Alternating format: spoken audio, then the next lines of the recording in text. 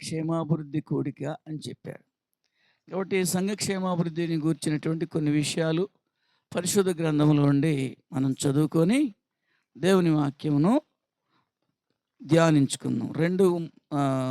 రోమీయులకు రాసిన పత్రికలో 13వ అధ్యాయములో రోమీయులకు రాసిన పత్రికలో 13వ అధ్యాయంలో 11, 12 వచనాలు చదువుకుందాం. అందరం కలిసి చదువుదాం. అందరం కలిసి నేను కూడా చదువుతాను. నాతో కలిసి మీరు కూడా. ఒకవేళ ఇంకా తీనోళ్ళు కొంచెం బైబిల్ తిరగేస్తున్నారు. అందుకని అందరూ చూడండి. చదువొచ్చిన వాళ్ళు అందరూ చూడండి. చూస్తూ చదువుదాం అందరం. ఓకేనా? తీశారనుకుంటాను అందరూ. చదువుదాం ఇప్పుడు. ఓకే. 13వ అధ్యాయం 11వ వచనం 12వ వచనం అండి. సరేనా? చదువుదాం. మరియు మీరు కాలము నెరిగి నిద్ర మేలుకొన వేళ అయినదని తెలుసుకొని అలాగు చేయుడి. మనము విశ్వాసులమైనప్పటికంటే ఇప్పుడు రక్షణ మనకు మరీ సమీపముగా ఉన్నది. రాత్రి చాలా గడిచి పగలు సమీపంగా ఉన్నది గనుక మనము అంధకార క్రియలను విసర్జించి తేజ సంబంధమైన యుద్ధోపకరణములు ధరించుకుందాము.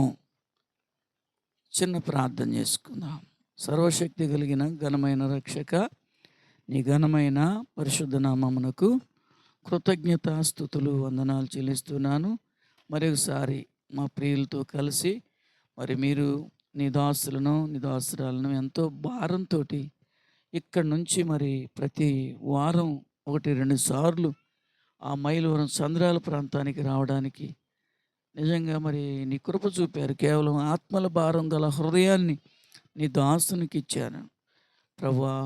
ఈ ప్రాంతంలో ప్రభువా దేవా బలమైన సేవకులున్నారైనా కానీ మీరు అయ్యా నీ బిడ్డలను మా తండ్రి బలముగా నీ రాజ్యానికి సిద్ధపరిచే సాధనంగా ఉంచి మీరు నీ సిలువను గురించిన వార్త చేత రక్షించుకుంటూ నీ బిడ్డలను మా ప్రభు ఇంకా వృద్ధి చేయాలనే ఆశతో ఏర్పరచుకున్న ఈ కూడికలో అల్పుడగు నీ దేనదాసుని కూడా పాలు పొందే భాగ్యం ఇచ్చారు. నీ వందనాలు. కృపతో బలపరిచి కొన్ని మాటలు నీ బిడ్డలకు అందించడానికి మీరు వాడుకోనండి. నీ నామానికి మహిమకరముగా ఆశీర్వాదకరముగా నడిపించండి. యేసుక్రీస్తు వారి పరిశుద్ధ నామం పేరట అడుగుచున్నాను తండ్రి. ఆమేన్. ఈ భాగంలో మనం చూస్తే కొన్ని ప్రాముఖ్యమైన విషయాలు ఉన్నాయి. చాలా విషయాలు అపోస్తలుడైన పౌలు గారు రోమా సంఘానికి రాసినటువంటి ఈ మాటలు విశ్వాసులైన వారికి, విశ్వాసులకే రాశారు. విశ్వాసులు ఇంకా బలపరచబడాలని, బలహీనులు కాకుండా ఉండాలని ఇక్కడ మీరు చూస్తే కాలము నెరిగి నిద్ర మేలుకొని వేళయింది. నిద్ర మేలుకొని వేళయింది అంటే ఏంటి? తెల్లారే సమయం అయింది అని. ఇప్పుడు రాత్రి కదా, రేపు తెల్లారద్దని దానికోసం అనుకుంటున్నారా? కాదు. విశ్వాస విషయంలో అప్పుడప్పుడు నిద్రపోతూ ఉంటుంది. ఆత్మీయ జీవితము మత్తులోకి వెళ్తుంది. విశ్వాసాన్ని వాడటానికి కుదరదు. అందుకని విశ్వాస విషయంలో మేల్కొని ఉండాలి ఎప్పుడు కూడా. ఏ విషయంలోనన్నా విశ్వాసం లేకుండా పనిచేస్తున్నానేమో, మత్తులోకి వెళ్ళిపోయానేమో. మెలకువ అంటే ఆత్మ సంబంధమైన మెలకువ అంటే నిద్రపోకుండా ఉండమని కాదు. ఆత్మ సంబంధమైన మెలకువ అంటే మెలకువ లేకపోతే దుష్టుడైన అపవాది వచ్చి మనకు తెలియకుండానే చెడ్డ స్వభావాలు నాటేస్తాడు, చెడ్డ ఆశలు ఆలోచనలు పెట్టేస్తాడు. విశ్వాసులైనప్పుడు ఎలా ఉంటారు? ఇక్కడ వ్రాయబడింది కదా, విశ్వాసులైనప్పుడు కొంచెం అప్పుడే దేవునిలో కొత్తగా వస్తారు కనుక ఆవిడ చిన్న చిన్న పొరపాట్లు తెలిసి జరుగుతాయి. వచ్చిన కొద్దీ ఆత్మీయంగా పెరుగుతున్న కొద్దీ మరీ ముఖ్యంగా ప్రభువు రాకడ బహు సమీపంగా ఉన్నది కనుక, ప్రభువు రాకడ సమీపంగా ఉంది. అంత మాత్రమే కాకుండా మన పోకడ కూడా చెప్పండి తెలియకుండా ఉంది. ఈ వారంలో, గడిచిన వారంలో ఒక 3 అక్క చెల్లెలంట పాపం. వినే ఉంటారుగా వార్తలు కదా. ఇలాంటి వార్తలు ఏంటంటే ఎలా ఉంటుంది పాపం, వాళ్ళు ట్రైన్ దాటిపోయిందని బస్సు ఎక్కారంట. బస్ ఎక్కి వెళ్తా ఉంటే యాక్సిడెంట్ ముగ్గురు చనిపోయారంట. ఒక పాపకు పెళ్ళయి 15 రోజులో, 20 రోజులో అయిందంట. ఒక పాప పాపం సంపాదించి పెడుతుందంట. సాఫ్ట్‌వేర్ ఇంజినీర్ అయ్యి కొంచెం డబ్బులు కూడా ముగ్గురు చనిపోతే అంటే వాళ్ళు అనుకోలా. మనం చనిపోతాం అనుకోం. అసలు మరణం అంటేనే భయం. మళ్ళీ ఇంకొక విషయం ఏంటండి, విశ్వాసంలో మెలకువగా ఉన్నోళ్ళకి భయం ఉండదండోయ్. విశ్వాసంలో మెలకుగుంటే ఏమంటాం తెలుసా? మరణమా నువ్వు ఎప్పుడొచ్చినా నాకు సంతోషమే. ఎందుకో తెలుసా? ఇక్కడ కన్ను మూస్తే పరలోక గృహంలో గృహప్రవేశం జరిగే నిత్య నివాసంలో ఏం జరుగుద్ది మనకి? హౌస్ ఓపెనింగ్ కదండి. ఇక్కడ ఎలాంటి పెద్ద అంతస్తుల భవనం కట్టుకొని ఓపెనింగ్ చేసుకున్నా ఇవి శిథిలమైపోయాయి. ఏమవుతాయి? శిథిలమైపోయాయి. కానీ మన చేతి సహాయం లేకుండా, మనం కష్టపడకుండా కట్టి ఉంచుతానని వెళ్ళారు ఆయన కదా. ఆ గృహానికి మనం వెళ్ళిన రోజు అది. హల్లెలూయా! అవునా కదా. ధనవంతుడేమో పాపం సుఖపడి పాతాళంలో బాధపడే రోజు అది. ధనవంతుడు చనిపోతే పాపం కింద ఏం చేస్తారు వీళ్ళు? ఏటపోతులు కోసి దినం చేస్తారు, హ్యాపీగా ఉంటారు. ఏం పెట్టాడురా, ఏమేం ప్లేట్లు పంచాడురా, పిల్లలు ఎంత సరదాగా చేశాడురా అనుకొని పిల్లల్ని పొగుడుతారు. పాపం వాడి బాధ ఎవరికి తెలుసు? దేవుడు రాయించాడు. కానీ వీడు దేవుని కొరకు యాతన పడ్డాడు. ఎంతో యాతన పడి ప్రభువును వదలకుండా విశ్వాసంలో అసలు అంత జబ్బు, కురుపుల్లో పురుగులు, సీమి రక్తం కారుతూ ఉన్న దేవుణ్ణి ఎప్పుడు దూరం చేసుకోకుండా విశ్వాసంలో మెలకువగా ఉన్న దరిద్రుడైన లాజరు ఎక్కడున్నాడంట? అబ్రహాము రొమ్మున నెమ్మదిగా సమాధానం కలిగిన పరదేశులో ఉన్నాడు. అందుకని చెబుతున్న ఈ మాట. కాబట్టి మరణ భయం మనకు ఉండకూడదు. రక్షించబడిన వాళ్ళు ఎంతమంది ఉన్నారు ఇక్కడ? రక్షణ పొంది బాప్తీసం తీసుకొని మారు మనసు పొంది బలలో చేవేసేవాడు చాలా వందనాలు. మీరందరూ దాదాపు రక్షణ పొందిన బిడ్డలే కనపడుతున్నారు. అక్కడ ఒక మొక్క కనపడుతుంది ఇంకా. అయినా సరే వాళ్ళు కూడా వెలిగించబడతారు.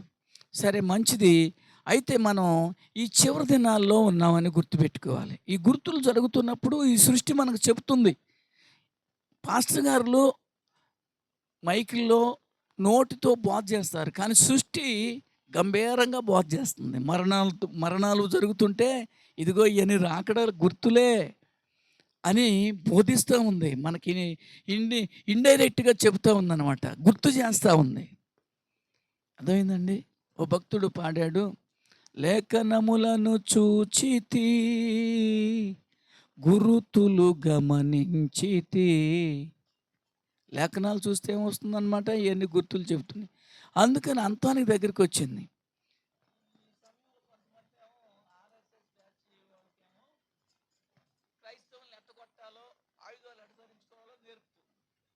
మనకేమి నేర్పుతున్నాడు దేవుడు? యేసయ్య 12వ వచనం చివరి భాగం చదవండి. రాత్రి చాలా గడిచి పగలు సమీపంగా ఉన్నది కనుక మనము అంధకార క్రియలను విసర్జించి తేజ సంబంధమైన యుద్ధోపకరణములు మనం కూడా ధరించుకోవాలంటండోయ్. ఏం ధరించుకోవాలి? యుద్ధానికి పనికొచ్చే ఉపకరణాలు అంటే ఆయుధాలు ధరించుకోవాలి. మనం కూడా యుద్ధం చేయాలి. కానీ మన యుద్ధాలు ఎలాంటివి? శరీర సంబంధమైనవి కాదు. మనకు ధరించుకున్న యుద్ధాలు శరీర సంబంధమైనవి కాదు. అర్థమైందా? మన యుద్ధాలు ఏంటేంటో దాని గురించి కొన్ని విషయాలు మీకు జ్ఞాపకం చేస్తాయి. చివరి దినాల్లో మనకు ఉండవలసినటువంటి విషయాలు, మనకు ఉండాల్సిన విషయాలు.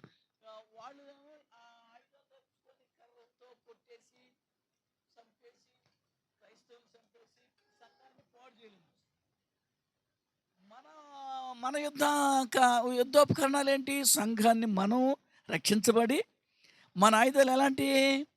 మనం రక్షించబడి ఇతరులను కూడా కదా. మనదేమో ఇది బ్రతికించే పని, వాళ్ళు చంపే పని.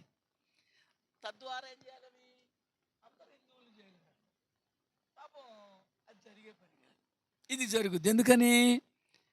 దేవుని వాక్యంలో చాలా విషయాలు, కొన్ని విషయాలు నేర్చుకుందాం. కాబట్టి ఈ రాత్రి మీకు కొన్ని విషయాలు సంఘము క్షేమాభివృద్ధి పొందే విధముగా ఉండాలంటే నేను ఒక 5 విషయాలు జ్ఞాపకం చేస్తాను. 5 విషయాలు.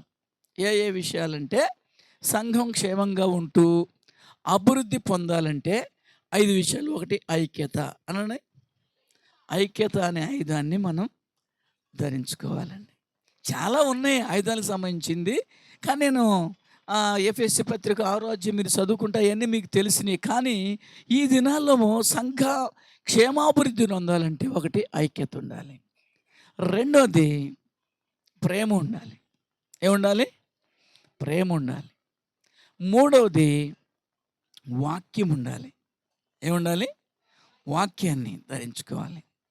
నాలుగవది సేవ అంటే పరిచర్య చేసే మనసు ఉండాలి. ఐదవది ప్రార్థనా జీవితం ఉండాలి. ఎన్ని చెప్పాను నేను? గుర్తున్నాయి ఏమన్నా? ఏంటేంటి? ఒకటి ఐక్యత, రెండోది ప్రేమ, మూడోది వాక్యం, వాక్యం, నాలుగోది పరిచర్య, ఐదోది ప్రార్థనా జీవితం ఉండాలి. ఈ 5 ఉంటే ఖచ్చితంగా సంఘ క్షేమాభివృద్ధి జరుగుతుంది. ప్రారంభ సంఘంలో ఇవే ఉన్నాయి. ఒక మాట మీకు గుర్తు చేస్తా. అపోస్తుల కార్యాలు 9వ అధ్యాయంలో 31వ వచనం కింద మీరు చూస్తే భయంకర దినాలవి. పౌలు సౌలుగా ఉన్న రోజుల్లో, ఆ రోజుల్లోనే స్తెఫనును చంపి సంఘాన్ని అందరిని గలిబిలి చేసేస్తున్నారు. ఆ రోజుల్లో జరిగిన ఒక మాట చదవండి అమ్మా. కావున యోదయ, గలిలయ, సమరయ దేశం అంతటా ఏం చేస్తుందంటే సంఘము క్షేమాభివృద్ధి నొందుచు సమాధానము కలిగి ఉండేది. అంతకు మునుపు యెరూషలేములోనే ఉండేది సంఘం. ఇప్పుడేమైంది? విస్తరించింది. చాలా ప్రాంతాలకు వెళ్ళింది. ఎందుకు వెళ్ళింది అనుకుంటున్నారు? కొడతంటే పారిపోయి అటు ఇటు వెళ్ళిపోయారు. సౌలు, ఆ తర్వాత రోమా వాళ్ళు అసలు యేసుక్రీస్తుని గురించి చెబుతూ ఉంటే కొట్టుడు, శ్రమలు. ఈ శ్రమల్లో కొంతమంది చనిపోయినా కొంతమంది అటు ఇటు చెదరిపోయి ఏలిన కాడాల్లో ఏం చేయటం మొదలేశారు? ఈ 5 లక్షణాలను పాటించారు. ముందు ఏం చేయటం మొదలేశారు? వీళ్ళు వాక్యాన్ని ధరించుకున్నారు. దేవుని బిడ్డలతో 2-3 కలిసి ఉంటే ఆ 2-3 ఐక్యతతో పనిచేసేవాళ్ళు. వాక్యాన్ని ధరించుకునేవారు, పరిచర్య చేసే అనుభవం కలిగిన వారు, ప్రార్థనా జీవితాలు కలిగి ఉన్నారు. అందుకనే సంఘం ఏమవుతూ ఉండేదన్నమాట?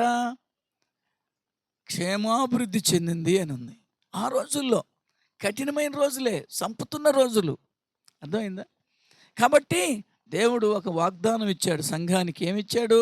పేతురు, ఈ బండ మీద నా సంఘాన్ని కడతాను. కడితే ఏమైందో తెలుసా? పాతాళలోక ద్వారములు దాని ఎదుట నిలవలేవు. ఎప్పటి నుంచో పెద్ద పెద్ద చక్రవర్తులు, ప్రపంచాన్ని ఏలిన నియంతులు క్రైస్తవులు లేకుండా చేయాలని, బైబిల్ లేకుండా చేయాలని ఎన్నెన్నో ప్రణాళికలు రచించుకొని చేసినా ఎవరి వల్ల కాల. ఎందుకని? సంఘము జీవము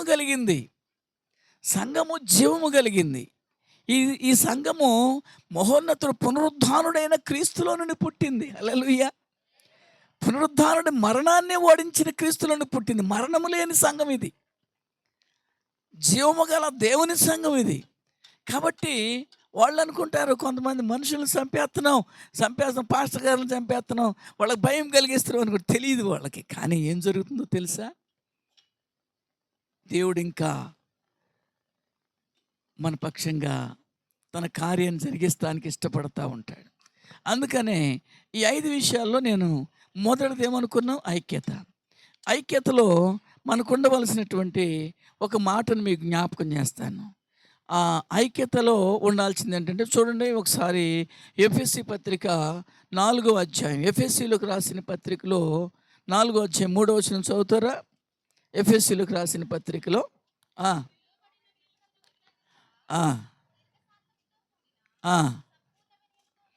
దీర్ఘశాంతముతో కూడిన సంపూర్ణ వినయముతోనూ సాత్వికముతోనూ ఆ!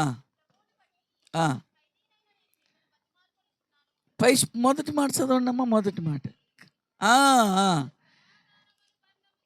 మీరు సమాధానమను బంధము చేత ఆత్మ కలిగించు ఐక్యమును ఆ! ఐక్యత ఊరకనే రాదు. ఐక్యత అనేది ఊరకనే రాదు. మనకేం జరిగిందంటే, ఐక్యతను చెడగొట్టే భయంకరమైన శత్రువైన అపవాది ఎన్నెన్నో విషయాలు మానవులమైన మన మధ్య పెట్టేశాడు. హృదయాల్లో నాటేశాడు. ఇది మోసకరమైన హృదయం కదా! ఈ మోసకరమైన హృదయంలో భయంకరమైనటువంటి కులం కదా! విశ్వాసుల్లో ఐక్యత లేకుండా చేసేదేంటో తెలుసా? కులము అనేది, తర్వాత స్టేటస్, మనతో సమానమైన ధనవంతులైతే మనతోని వాళ్ళతోటి ఇద్దరు అన్నదమ్ములు ఒకడు పేదోడై తమ్ముడు ధనవంతుడనుకో, ఆ ధనవంతులు ఎవరైనా వాళ్ళతో సహవాసం చేయడానికి ఇష్టపడరు. మళ్ళీ అన్నతో సహవాసం చేయలేనంత పరిస్థితులు ఉన్నాయి లోకంలో. కాబట్టి యేసయ్య దగ్గరికి వచ్చాక ఏమయ్యారు వాళ్ళందరూ కూడా? వారు ఏ ప్రతిరోజు ఏకాత్మతో, ఏక హృదయంతో అందరూ కలిసి ఎడతెగక ప్రార్థించారంట. అంత మాత్రమే కాకుండా వారికి కలిగినవన్నీ సమిష్టిగా ఉంచుకున్నారని ఉంది, ఐక్యత కోసం. దేవుని బిడ్డలారా, సరే ఈ రోజుల్లో మిమ్మల్ని అందరినీ మీకున్న చరాస్తులు స్థిరాస్తులు మీ పై ఏడుకొచ్చి పాదాల దగ్గర పెట్టమంటలేదు, కానీ వాళ్ళకి ఆ మనసు ఉంది. ఈ రోజున మనల్ని మన యుద్ధోపకరణాల్లో ఏముండాలంటే ఐక్యతను పోగొట్టే ధనమును బట్టి కానీ, జ్ఞానమును బట్టి కానీ, కులమును బట్టి కానీ, లేకపోతే దేనిని బట్టి అయినా సరే అండి, ఏమాత్రం కూడా ఎవరిని తృణీకరించకూడదు.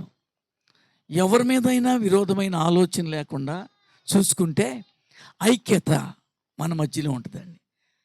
వీటిని దూరం చేసుకోవాలి. ఏ భేదాన్ని మన మధ్యకి రానియకూడదు. అప్పుడే మనం దేవుని కొరకు తోటి వారితో కూడా కలిసి ప్రార్థన చేయగలుగుతాం, సహవాసం చేయగలుగుతాం. లేకపోతే మన వాళ్ళు, మన కులము, మనతో పాటు ఉద్యోగం చేసేవాళ్ళు, లేకపోతే మనతో సమకాలికులు అనేటువంటి ఆలోచనతో మనుషులను వేరు చేస్తుంది అపవాది. మనం బలహీనమయ్యామనుకోండి, మన ఆయుధాలు బలహీనమయ్యామనుకోండి, శత్రువు తన ఆయుధాలు మన మీద ఉపయోగించి చెదరగొట్టేస్తుంది. నిజంగా మనలో ఐక్యత రావాలంటే దేవుని ఆత్మ కలిగిన వారిగా ఉండాలి. ఈ ఐక్యత ఎవరు కలిగిస్తారు? పరిశుద్ధాత్ముడు. కాబట్టి ఏం చేయాలంట? పరిశుద్ధాత్మ కలిగించే ఐక్యతను కాపాడుకోవటంలో ఏం కలిగి ఉండాలండి? శ్రద్ధ కలిగి ఉండాలి. అసలు ఐక్యత కలిగి ఉంటే 133 కీర్తన మీరు అందరూ బైబిల్ చదివేవాళ్ళేగా, మీకు అందరికి వచ్చుగా, చిన్న కీర్తనేగా. వచ్చిన వాళ్ళు ఎంతమంది ఉన్నారు? కీర్తన కొంతమంది ఉన్నారులే కదా.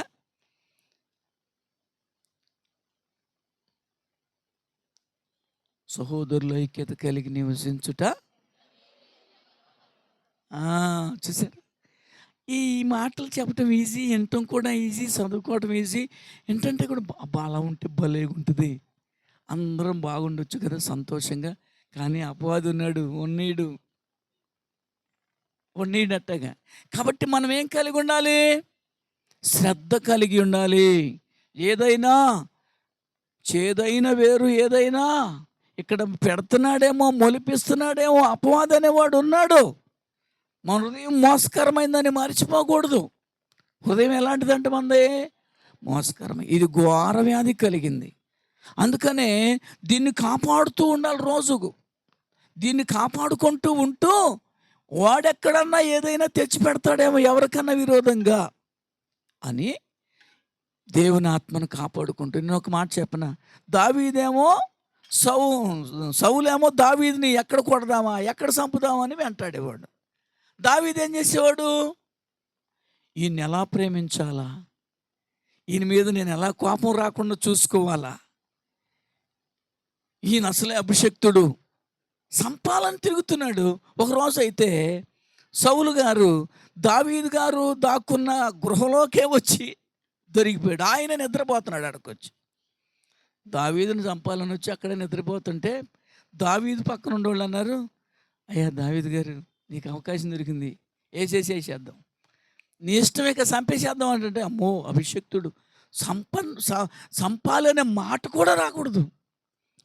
చూసారు హృదయాన్ని ఎంత జాగ్రత్త కాపాడుకున్నాడు. హృదయాన్ని కాపాడుకోవటంలో జాగ్రత్తగా ఉన్నాడండి. 119వ కీర్తనలో 11వ వచనంలో ఏముంటుందంటే, ఏముంటుందమ్మా? చదవండి. అయ్యా, నీ వాక్యము నా హృదయంలో ఉంచుకుంటాను, ఎందుకంటే నీ ఎదుట పాపం చేయకుండా ఉండటం కోసం. పాపం అంటే ద్వేషం కూడా పాపమే. సంపాలనేవాడిని సంపాలనుకోవటం పాపం. ద్వేషించేవాడిని నేను కూడా ద్వేషించాలనుకోవటం పాపం. దాని ద్వారా ఐక్యత ఉంటుందా? ఐక్యత ఉంటే అభివృద్ధి ఉంటుందా?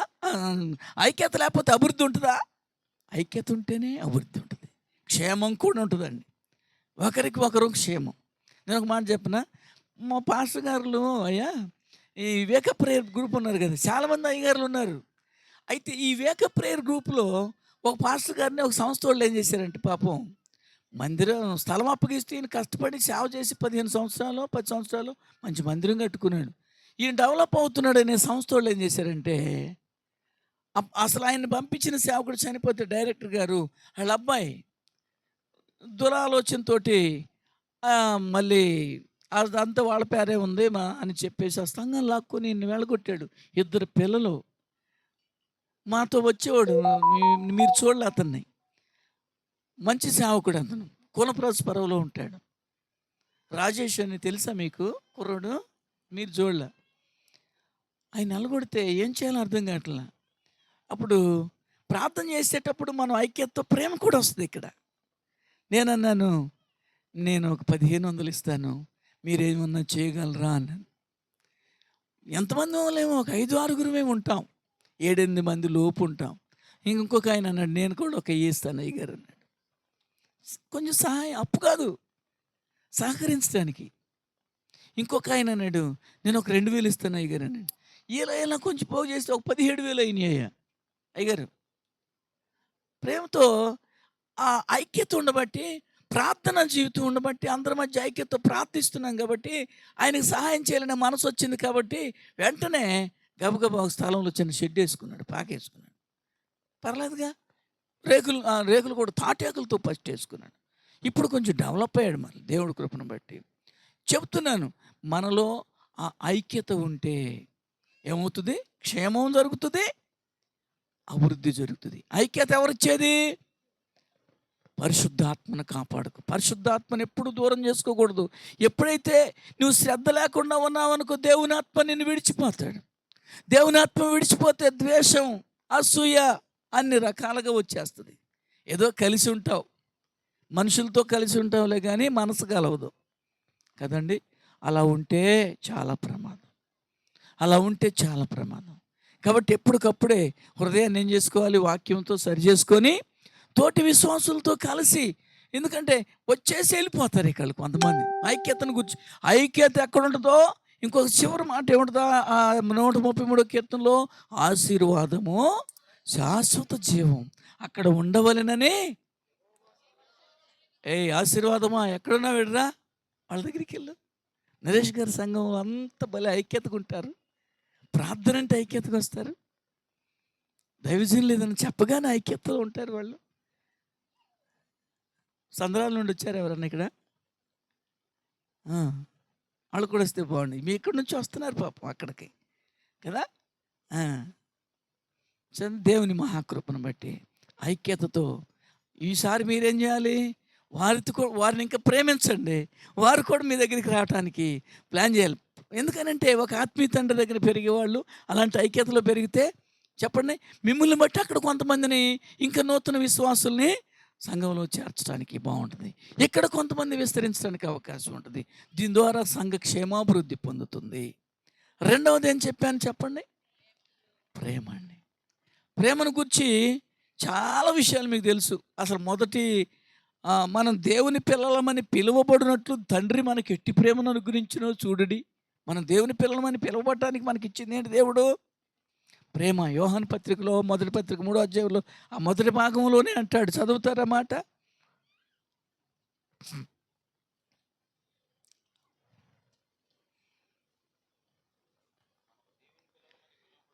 ఆ! అసలు ప్రేమ యేసయ్య ఏమై ఉన్నాడో తెలుసా? ప్రేమ స్వరూపి. ఇంకో మాట చెప్పాలంటే ప్రేమ లేనివాడు దేవుని ఎరుగని వాడంట. ఆత్మ లేనివాడు నావాడు కాడు. ప్రేమ లేనివాడు ఎరగని వాడవుతాడు. దేవుని ఎరిగి ఉన్నావంటే దేవుని ప్రేమ రుచి చూసిన వ్యక్తివి నువ్వు. దేవుని ప్రేమను రుచి చూసావంటే భక్తుడు రాశాడు, నీ ప్రేమ రుచి చుంచిన నాడే నన్ను నేను మరచితినయ్యా. అంతటి ఉన్నతమైన ప్రేమ అయింది. ఆ ప్రేమను రుచి చూస్తే అంతే ఉంటుంది. కాబట్టి ఆయన యొక్క ప్రేమను కలిగి ఉంటే ఒక శరీరంలో అవయవాలన్నీ ఒకదానికొకటి ప్రేమ కలిగి ఉంటాయి కదా. అదే మనం కొరింథీ పత్రికలో మీరు 12వ అధ్యాయం మొదటి పత్రిక 12వ అధ్యాయం కింద చదువుకుంటే ఆ 12వ వచనం నుండి 17, 27 వచనాల దాకా కూడా ఇవన్నీ ఒకదానికొకటి ఏం చేస్తూ ఉంటాయి అని ఉంది బైబిల్లో. పరస్పరము క్షేమాభివృద్ధి కలుగజేసుకుంటూ ఉంటాయి ఒకదానికొకటి కదండి. ఈ చెయ్యి బాగుండాలి, ఈ చెయ్యి బాగుండకూడదు అనుకుంటుందా? ఎప్పుడు అనుకోదు. ఏదన్నా మన అవయవాల్లో ఎక్కడైనా ఏదన్నా దెబ్బ తగిలినా, ఎక్కడైనా నొప్పిగా ఉన్నా మిగిలిన అవయవాలన్నీ పనిచేస్తాయి. ఆ నొప్పిని గురించి ప్రాకులాడతాయి. నొప్పి తొలగించాలని ఇంజెక్షన్ చేయించుకోవటానికో, మందు వేయించుకోవటానికో, ప్రార్థన చేయించుకోవటానికో, ఇతరుల సహాయం కోసం ప్రాకులాడటానికో అవయవాలన్నీ పనిచేస్తాయి. అలాగే దేవుని కృపావరాలు పొందుకున్న దేవుని బిడ్డలందరికీ దేవుడు ఒక్కొక్కరికి ఒక కృపావరం ఇస్తాడు. సంఘంలో చేరిన వారికి ఇస్తాడా? ఇవ్వడా? ఖచ్చితంగా ఉంటే. ఒకవేళ మీ దగ్గర లేవని మీరు అనుకున్నారనుకో, మీ సేవకుడిని అడిగితే మీ ఆత్మీయ తండ్రికి తెలుస్తాయి. ఎందుకో తెలుసా? మిమ్మల్ని పెంచుతూ ఉంటాం కనుక మాకు తెలుస్తుంది. మీ పిల్లల గురించి మీకు తెలుస్తుందా? లేదా మీ పిల్లలు ఎలాంటి ఇంట్రెస్ట్ కలిగి ఉంటున్నారో తెలుసుద్ది. ఎవరు పాడగలరు, ఎవరు ప్రార్థన చేయగలరో, ఎవరో ఉపకార బుద్ధి ఉందో, ఎవరెవరిని ఏ విధమైనటువంటి రీతిలో వాడాలో. ఆరోగ్యం ఉండగానే వాడబడాలి. ఆరోగ్యం పోయిన తర్వాత వాడబడలేమండి. సంఘము క్షేమాభివృద్ధి పొందాలంటే ప్రేమను ధరించుకొని ఉండాలి. ఇది మన చివరి దినాల్లో ఉండవలసిన మంచి యుద్ధోపకరణం. ప్రేమతోనే జయించారు మన యేసయ్య. శత్రువైన అపవాదిని చివరి దాకా ప్రేమతోనే. ప్రేమ ఎక్కడ తగ్గలేదు. క్రీస్తు ప్రేమ నుండి మనలను ఎడబాపు వాడెవడు? రోమపత్రికలో అంటాడు కదండి, మరణమైన జీవమైన, శ్రమైన బాధైన, హింసైన కరువైన, వస్త్రహీనత ఎన్నైనా రానియండి, ప్రేమించకుండా ఆయన మనల్ని ప్రేమించకుండా ఆపేది ఏది లేదు. అధికారులైనా ప్రభుత్వాలైనా నిన్ను ప్రేమించకుండా దేవుడిని ఆపేవాళ్ళు ఎవరు లేరండి. ఇది గుర్తుపెట్టుకోండి. మనుషులు ఆపుతారు. నీకెవరైనా సహాయం చేస్తామన్నారు అనుకో, అది మంచోడు కదా, అది చేయక అక్కడ దాకెందుకండి. కొంతమంది సంఘంలో ఒక మంచి నమ్మకంగా విశ్వాసంలో బలంగా ఉంటూ కొంచెం నమ్మకంగా ఆ దశం భాగం ఇవ్వటంలో కానీ, సేవకులను సహకరించడంలో కానీ, దేవుని మందిరంలో ఏదైనా పరిచర్య ఉంటే ఖర్చు పెట్టడంలో కానీ, దేవుని ఒక ఆమంటది మాతోటి, అయ్యగారు నాకు అకౌంట్ తెలుసుకున్నాను, అక్కడ అకౌంట్ ఓపెన్ చేసుకుంటున్నాను, అందుకని నేను అక్కడ వేసుకుంటానికే ఇది చేస్తాను తప్ప నా మెప్పు కోసం కాదు అయ్యగారు అంటది మా సంఘంలో ఆవిడ. పరలోకంలో అకౌంట్ ఓపెన్ చేసుకుందంట. మరి మీకు అకౌంట్లు ఎక్కడైనా అక్కడ కూడా ఉండేవో నాకు తెలియదు కానీ ఉన్నాయా? ఉంటే అక్కడ అకౌంట్ జాగ్రత్తగా ఉంటుంది. ఈ అకౌంట్లన్నీ మోసాలు జరుగుతున్నాయి. ఏ నేరగాళ్ళు వచ్చారంటే ఇప్పుడు సైబర్ నేరగాళ్ళు వచ్చి పడ్డారు. చాలా దారుణం. చక్కగా ఫోన్ చేస్తారు, హలో సార్, మేము ఎస్బీఐ బ్యాంకు నుండి మాట్లాడుతున్నాము, మీ అకౌంట్కి ఏదో ఇదైంది, దాన్ని ఓటీపీ ఏమైనా వచ్చింది చూడండి అంటవాను. పాపం వీళ్ళకి ఏం తెలియదుగా, తెలియని వాళ్ళే. ఇప్పుడు అయితే అందరికి తెలుస్తుందిలే పాపం, కొంతమందికి తెలియని వాళ్ళు ఏం చేస్తున్నారు, అవునండి ₹1,00,000 పోతాయి అవునని ఆడవుడికి ఏం చేస్తారు, ఇదిగో పలానా నెంబర్ వచ్చిందండి అని చెప్తే పోతాయి అనుకోవటమే కాదు, ముందే పోతున్నాయి. ఎంతో భద్రపరిచి జాగ్రత్తగా దాసి దాసి దాసి దాసి ఇక్కడ దొంగలు ఉంటారని ప్రభు చెప్పారు. అక్కడదైతే అక్కడున్నది ఊకనే ఉండదు. మళ్ళీ అక్కడి నుంచి ఇక్కడ కూడా ఇక్కడ ఉన్నంతకాలం మళ్ళీ దానికి వడ్డీ కాదు, రెట్టింపు. ఇక్కడ వడ్డీ ఎంత ఇస్తారు బ్యాంకోడు? రూపాయి ఎందుకు ఇస్తారమ్మా? మనం వేసే ఆటికి తక్కువ, వాళ్ళు ఇచ్చే ఆటికి ఎక్కువ కదా. మనం వేసే ఆటికి పెద్ద వడ్డీలు ఉండవు. కానీ అక్కడ వేసేస్తే ఏం చేస్తాడు? 100 రెట్లు ఫలం ఉంటుంది. ఇహమందు 100 రెట్లు, పరమందు నిత్యజయం. ప్రభు కొరకు ఏం కోల్పోతావో ప్రేమతో చేస్తుంటే ఇంకొక ఆవిడొచ్చి, నీకు పని పాట లేదా, ఎందుకు అలా చేస్తావు అనేసాడు. ఒక అతను వచ్చేసి చేసేవాళ్ళందరూ, అన్నయ్య ఫలానా అన్న ఇబ్బంది పెడుతున్నాడు అన్నయ్య అని చెప్పేసి నాతో అన్నారు. ఏంటన్నా అంటే మళ్ళీ నా మీద అలిగి ఆర్డర్ వెళ్ళిపోయాడు. చివరికి మంచి టీచర్ పోస్ట్ కూడా వచ్చింది. మంచి పోరోడే, చాలా చక్కగా ఉండేవాడే. ఎందుకో ఇచ్చేవాళ్ళందరూ డిస్టర్బెన్స్ చేసేసాడు. వీళ్ళు నాకు చెప్తున్నా సరే, టీచర్ మంచి అసిస్టెంట్ పోస్టు అనుకోకుండా దశంభాగం అసలు ఇవ్వద్దు మీరు. ఇవ్వటం వల్ల సేవకుల్ని పోషించడానికి ఎందుకు అని ఆపేశాడు. ఇచ్చేవాళ్ళు ఇస్తున్నారులే, క్రమంగా ఇస్తారు. కాకపోతే అతను చేసినందువల్ల తెలియకుండానే మొన్న చెబుతున్నారు నాకు, 50 లక్షలు అప్పు అంటండి. మాస్టర్కి ఎంత వస్తాయి? అసిస్టెంట్గా ఉండేవాడికి 70 పైనే, 10 సంవత్సరాల సర్వీస్ ఉంది, ₹1,00,000 పైన వస్తాయి. కానీ మా కుర్రోడు ఇంకొక కుర్రోడు చెబుతున్నాడు, అన్న మీకు తెలుసా ఈ విషయం అన్నాడు. ఏంటన్నా అన్న? ఏం లేదు, నేను చచ్చిపోయేటట్టున్నాను, నాకు బతకాలనిపించట్లేదురా, అర్జెంటుగా నాకు ఒకడిని 10 లక్షలు అడిగాడంట, ఒకడిని 5 లక్షలు అడిగాడంట. ఏంటి ఎందుకు డబ్బులు అని అడిగితే, ఇలా మోసపోయాను, డబ్బులు నష్టపోయాను, 50 లక్షలు, 60 లక్షలు, ఇలా ₹1,00,00,000 దాకా అప్పులో పడిపోయి, ఒక అంత మంచి టీచర్ ఇంట్లో ఒక మంచి కూర వండుకొని తినడానికి ఆదివారం వచ్చేసరికి చికెన్ తెచ్చుకోవడానికి కూడా డబ్బులు ఉండవంట. ఎందుకని అన్నీ కట్టావుగా. ఇంకా పైన వాళ్ళు ఆన్లైన్ వాళ్ళు, పర్సనల్ లోన్లు వాళ్ళు ఇవన్నీ తీసుకొని ఎవరెవరికి ఇచ్చేసాడు, నాకేంటి అనుకుంటా. సాతానుగాడు ఎంత మోసం చేశాడు చూడండి. చాలా ఇబ్బంది పడిపోయి నా ముఖం చూడటానికి కూడా ఇప్పుడు పిలిచినా రాలేకపోతున్నాడు. అక్కడ మన ప్రేమ దేనిని బట్టి కూడా వ్యర్థపరచుకోకూడదు ప్రియులారా. ప్రేమతోనే ఏం చేయాలి? దేవుని మహిమ కొరకై ఇచ్చేవారముగా ఉండాలి. మన ఆయుధం ప్రేమే, మన ఆయుధం. మూడోది ఏంటో తెలుసా? మూడోది ఏంటి? వాక్యం ఎలా ఉండాలంటే, భక్తుడు 119వ కీర్తన 105వ వచనం, నా పాదములకు దీపం, నా త్రోవకు వెలుగు. నేను ఒక మాట చెబుతాను. రోజు బైబిల్ చదివే వాళ్ళు ఎంతమంది ఉన్నారు? ఆగండి. చదువు వచ్చిన వాళ్ళు ఎంతమంది ఉన్నారు? అసలు ఎంతో కొంత బైబిల్ చదవటం వచ్చినాడు, బైబిల్ కానీ ఏదో కూడా చదవటం వచ్చినాడు. ఇంతేనా? టౌన్లో కూడా, మా పల్లెటూరులో అంటే న్యాయం, మాది పల్లెటూరులో చాలామంది చదువు రాదు. టౌన్లో కూడా ఎంతమంది? సరే, ఇంతమందిలో చదువు వచ్చిన వాళ్ళలో రోజుకొక అధ్యాయం చదివేవాళ్ళు ఎంతమంది ఉన్నారు? మీ అందరికి చాలామంది ఉన్నారు. రోజుకొక అధ్యాయం చదువుతున్నారు. రోజుకొక్కసారి తినేవాళ్ళు ఎంతమంది ఉన్నారు? ఒక్కసారి భోజనం చేసి ఇంకెప్పుడు చేయనండి, నేను రోజుకొక్కసారి చేస్తాను అనేవాళ్ళు ఎంతమంది ఉన్నారు? ఎవరు లేరా? అసలు తినరా ఏంటి? ఒక్కసారి కూడా తినరా? ఒకవేళ నేనేమైనా పొరపాటు అడిగానా? అట్టగాదు అయ్యగారు, 3 సార్లు కానీ 4 సార్లు కానీ తినేవాళ్ళు ఎవరంటే చేతులు ఎక్కువ లెగుస్తాయి అంటారా? చెప్పండి. సరే, పొద్దున్నే టిఫిన్ చేశాక కనీసం 2 సార్లు తినేవాళ్ళు ఎంతమంది ఉన్నారు? టిఫిన్ కాక. అవునండి. దేవుని వాక్యం ఏం చెప్తుందో తెలుసా?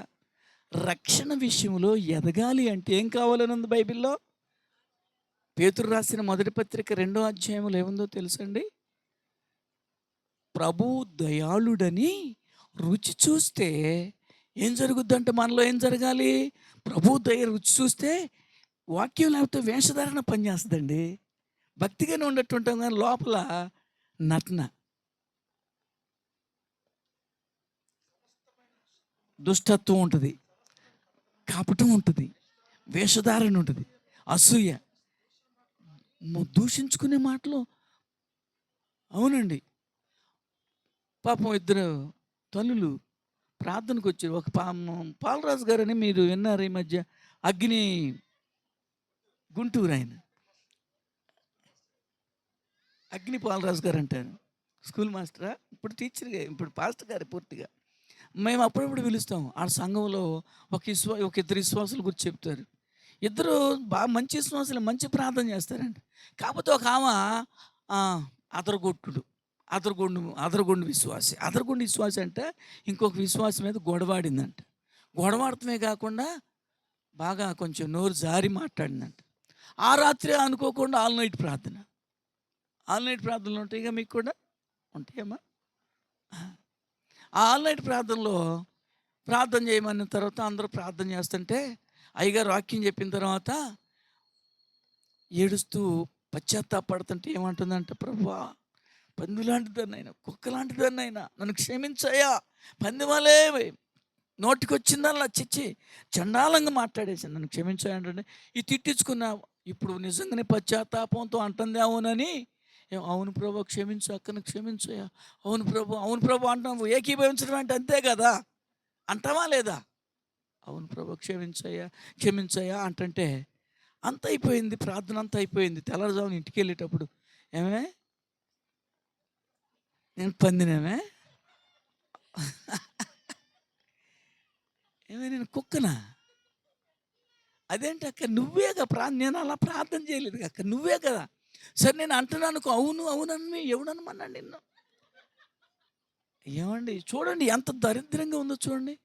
కాదక్క, మనం దేవుని పిల్లలం గక్క, మనం దేవుని ప్రేమతో ఉండాలి గక్క. నువ్వు మళ్ళీ అలా మాట్లాడుతున్నావే. దేవుడు నీతో నాతో మాట్లాడాడక్క, మన ఇద్దరం గొడవాడుకున్నావు, నేనేమనిపోయి నువ్వు నోరు జారావు. దేవుడు మాట్లాడాడు, నువ్వు ఎంతో పశ్చాత్తాపడుతున్నావు అని. ప్రభువా నీకు స్తోత్రం, అవునయ్యా క్షమించయ్యా అన్నా నేను కూడా. అంతే తప్ప నేను చర్చి నేను ఎందుకంటానక్క, ఇంటికి రా నీ పని చూస్తానంటుందంట పైగా. చూడండి మరి ఏమంటారు, ఇది వేషధారణ కదా, దూషణ మాటలు కదా. విశ్వాసులారా చాలా జాగ్రత్త.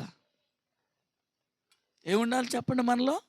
వాక్యం ఉంటే మనం ఏం చేయాలంట, విమోచించబడిన తర్వాత, ప్రభు దయలను చూసిన తర్వాత వాటన్నిటిని విసర్జించి ఏం చేయాలంటండి, చదవండి. కొత్తగా జన్మించిన శిశువుని పోలిన వారై నిర్మలమైన పాలు అనే వాక్యమును రక్షణలో విషయంలో ఎదుగు నిమిత్తము. అపేక్ష అంటే ఏంటి? కోరిక.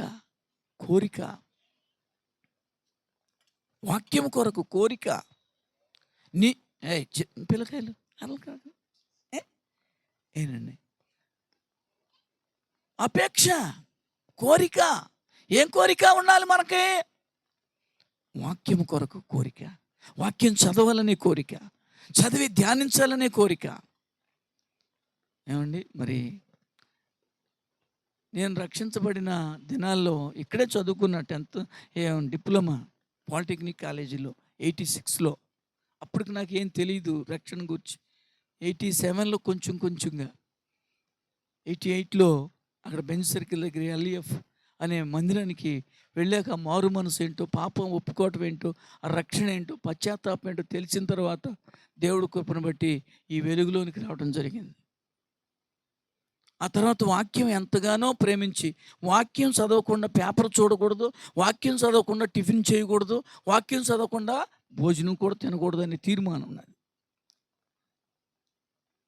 ఎప్పుడన్నా చేసుకున్నారా తీర్మానం? అలాంటి తీర్మానం ఉంచుకోండి. ఎందుకనంటే వాక్యాన్ని గురించి ఆ యోహాను సువార్త 6:27 ఏముందో తెలుసా? ఇది అక్షయమైన ఆహారం అని ఉంది. ఏముంది? ఇది అక్షయమైన ఆహారం. క్షయమైన ఆహారం కొరకు కష్టపడకూడదు, కానీ అక్షయమైన ఆహారం కొరకు ఏం కలిగి చేస్తుందంటే ఈ ఆహారం నిత్య జీవమును కలుగు చేసే అక్షయమైన. అందుకనే కొంచెం ఈసారి మీరు ఏమనుకోకుండా, ఎట్ట పిలిచాడో అయ్య గారిని, లేనిపోయి రోజుకు 2 అధ్యాయాలు చదవమంటున్నాడు అనుకోకుండా, రోజుకు 2 సార్లు తినేటప్పుడు ముందు ముందే లేచి నేను ఇప్పుడు కూడా ముందే లేచి 2 అధ్యాయాలను చదవకపోతే మళ్ళీ తెల్లారి పొద్దున్న ఎవరో ఒకళ్ళు వచ్చి ఇప్పుడు పనులకు మనకే ఎవరో వచ్చి ప్రార్థన చేయమంటారో, ఎవరో వచ్చి దేనికి పిలుస్తారో తెలీదు. అందుకనే నేను 3:30కే, 3కే ఆ టైంలో చర్చిలోకి వెళ్ళిపోతా లేచి. మా ఇంటి ముందుకే చర్చి ఉంటది కాబట్టి చర్చిలోకి వెళ్ళిపోయి ప్రార్థన చేసుకొని, నేను నా వంతులోని బైబిల్ చదువుకొని, మళ్ళీ వచ్చి మా ఇంట్లో కుటుంబ ప్రార్థన చేసుకొని మేమందరం కలిసి మా పిల్లలు మేము ఇప్పటికీ మా ఇంట్లో చుట్టాలొచ్చినా గాని లేపుతా. ఎవరినో నేను పడుకోనియను. 6 గంటలకల్లా లేవాల్సిందే. లేచి ఒక అధ్యాయం చదువుకుంటాం, ప్రార్థన చేసుకొని, దేవుని కృపను బట్టి అది ఆ ఆహారం తర్వాతే మిగిలిన ఆహారం. దానికంటే ముందు నా పర్సనల్ ఆహారం ఉండాల. కుటుంబ ఆహారం వేరు, నా పర్సనల్ ఆహారం వేరు. సేవకుడిని అంటే ముందు నేను సేవకుడిని కాదు, విశ్వాసిని. నేను ముందు విశ్వాసిని, తర్వాత పాస్టర్ గారిని. పాస్టర్ గారు సంఘానికి అది డ్యూటీ, పని, దేవుడిచ్చిన పని. కానీ విశ్వాసిగా నేను కూడా ఏం చేయాలి చెప్పండి? మేము కూడా బైబిల్ చదువుకోవాలి. కాబట్టి మీకు చెప్తున్నాం మేము ధైర్యంగా, లేకపోతే చెప్పలేము. బైబిల్ చదువుకోకపోతే చదువుకోపోయారు కానీ నాన్న క్రమంగా ప్రార్థనకు రండి. క్రమంగా ప్రార్థనకు వచ్చి కానుకలు ఇచ్చి వెళ్తే చాలు. మా విశ్వాసాలు అంట కొన్నిసార్లు అయితే కానుకలు కూడా అయినాయి. మీరు కానుకలు వేయొద్దు కానీ క్రమంగా ప్రార్థనకు వచ్చాక అప్పుడేమన్నా దేవుడు ప్రేరేపిస్తే వాక్యానుసారంగా జీవించేటప్పుడు ఎదురుగానిలే అని చెప్తే ఆ క్రమంగా రాబోతే ఆదివారం కానుక కూడా వేయకుండా వెళ్ళిపోండి అని చెప్పినా కానుక పాట కూడా పాడినాను. ఆశీర్వాదాలు ఇచ్చి ఒక్కోసారి ఆశీర్వాదాలతో ముగించేసి పంపించేస్తా. కానుక కూడా వేయకుండా అట్టని మళ్ళీ ఇక్కడ భక్తి చూపిస్తారు. ఎక్కడ కానుక దగ్గరేనా భక్తి అంతా? నేను అట్ట చచ్చిపోతాను చూద్దరు కానీ చూడండి. నేను నాకు దేవుడు ఎందుకు తక్కువ చేయడేమి. మేమండి ఒట్టి చెప్పులు కూడా లేని స్థితిలో చెట్టు కింద ఉండే జీవితం మాది. మా పిల్లలు సెకండ్ హ్యాండ్ బట్టలు తెచ్చి, మా పాస్టర్ గారు సెకండ్ హ్యాండ్ చీరలు తెచ్చి పెరిగిన వాళ్ళం. సెకండ్ హ్యాండ్ ప్యాంట్లు కొనుక్కొచ్చుకునేవాడు నేను కూడా. సైకిల్ కూడా లేని రోజులు, నడిచి వెళ్ళేవాళ్ళం. రేకుపోరు ఉంటే చాలు నాకు, దాన్ని తీసుకొని వాక్యం చెప్పుకుంటూ వీధిలో వెంబడి తిరిగేవాడిని. కాబట్టి నాకు నేను ఉద్యోగం చేసే స్థితి ఇచ్చాడు దేవుడు నాకు. కానీ పిలుపుని బట్టి ఒక్కడనే కొడుకుని, పెద్దోడిని, 4 చెల్లెళ్ళు, భయం వేసింది. నేను 3 సంవత్సరాలు దేవునికి లోబడాల. సేవ అంటే ఇష్టం లేదు. కనీసం ఇంజనీర్ అయిన తర్వాత మా అమ్మని మా నాన్నని కారులో పెట్టి తిప్పేటప్పుడు దేవుడు కొంచెం డబ్బులు వచ్చిన తర్వాత అవన్నీ వదిలేసేప్పుడు సేవ చేస్తా ప్రభువా. అప్పుడు దాకా దశంభాగాలు ఇచ్చే అయ్యగారులని నువ్వు ఇచ్చేది ఏంట్రా దశంభాగం? నా దగ్గర దేవుడి దగ్గర అయ్యగారులకి ఇయటానికి లేదా? పిలుచుకున్నాడు చేయలేడా? చేస్తాడు. నేను ఆ విధంగా ధీమా పోతే నన్ను దేవుడు చాలా గట్టిగా గద్దించే 3 సంవత్సరాలు దేవుడు వెంటాడాడండి. నేను చెప్పనా, చాలా చండాల పనులు చేసేసే దేవునికి విరుద్ధంగా. అయినా ఆయన ప్రేమ వదల్లా. ప్రార్థించకపోయినా పలకరిస్తూ ఉంటావు, మాట వినకపోయినా కలవరిస్తూ. ఒకరోజు సినిమాకి వెళ్ళాం బైబిల్ తీసుకొనే. అంటే అంత సిగ్గుమాలినోడిని అని చెప్తున్నా నేను. ఎందుకనంటే నేను ఇంజనీర్ని అవ్వాలనుకుంటే సేవ పిలిపేంటి ప్రభు నాకేంటి? నేను సినిమాలు చూస్తా మళ్ళీ అని సినిమా హాల్లోకి వెళ్ళిపోయా. బైబిల్ ఎట్ట పోయిందో నాకే తెలియదు. బైబిల్ పోయింది సినిమా హాల్లో. అంత కోపం వచ్చింది. దేవుడు మీ సేవకు నేను రావటం ఏంటి? నేను ఇంజనీర్ అవ్వాలనుకుంటే నన్ను సేవకు పిల్లటువంటి సంచేసుకో నేను ఎడ తిరిగేది? ఆ పని నేను చేయటం ఏంటి? 4 చెల్లెళ్ళు,